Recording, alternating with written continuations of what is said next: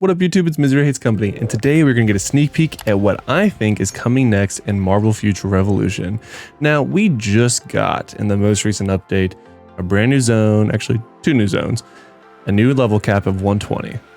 But if you don't skip all of the cutscenes, you actually get a little bit of a sneak peek as to what's coming next. Now, I just got done leveling up my Star-Lord, or at least getting through the rest of the campaign, if you will, the main storyline, just so I could show you guys this. So let's take a look real quick. All right, so we're gonna go ahead and continue this mission. So we're gonna go to Hidden Earth is the name of it. That's the first tip in my opinion. Talk to Mr. Hank, blah, blah, blah. I haven't lost hope yet. Okay, keep going. And I don't want to skip it too soon. When his son fell ill, Connors left our ranks when searching across the primary Earth. So primary Earth is another hint, okay? This is the last footage we have of him. Okay. So we go over here. Here we are. All right, so this is the guy he's talking about. Look at the cameras very, very carefully.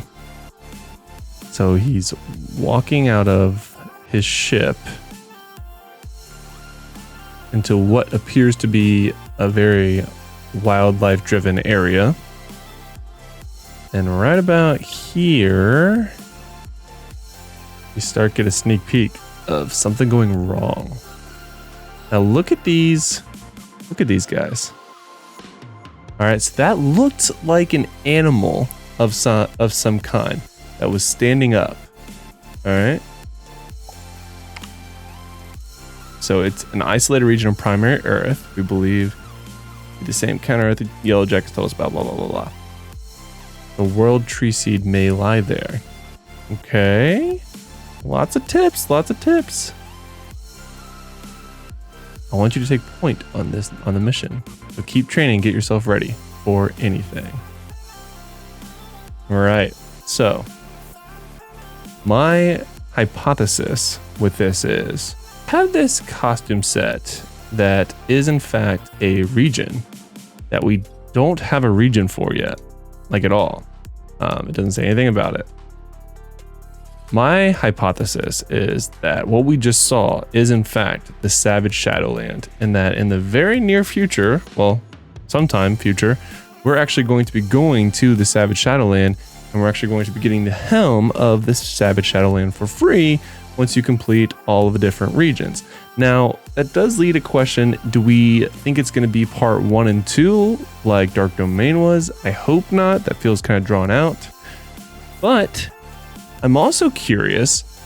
So down here at set 3, it says supervillain damage. That's odd. So no other region has this in it.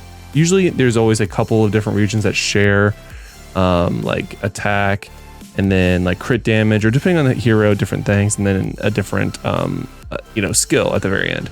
But this is defense, which is not good for Star-Lord, at least not as a primary stat. And then supervillain damage. And supervillain damage is consistent across all of them for the Savage Shadowlands. So does this mean that maybe we're going to an area where there's actual PvE bosses that are challenging?